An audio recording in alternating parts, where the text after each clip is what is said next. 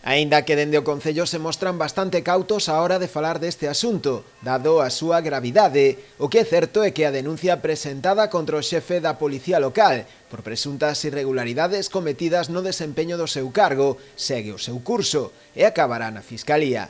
Mentres tanto, o Concello segue recompilando datos nun informe interno, tanto de Secretaría como de Intervención, que trate de esclarecer a veracidade da denuncia presentada contra o responsable da Policía Local por un grupo de axentes e exaxentes deste corpo. Se está traballando en verificar todo o que os guardias denuncian, pois comprobar con datos oficiais que son certo que eles están denunciando e se está traballando nese senso. Segundo o alcalde, trátase dun problema grave, polo que hai que seguir os procedementos legais, sempre garantindo a súa presunción de inocencia. Moi sensible e moi sensible porque, hai que facer ben as cousas e, hai que garantir a presunción de inocencia hasta que se demostre o contrario e, pola persoa en concreto e tamén por os seus familiares. Estáse traballando a río con profesionalidade e, cando teñamos algo máis xa tal, se darán as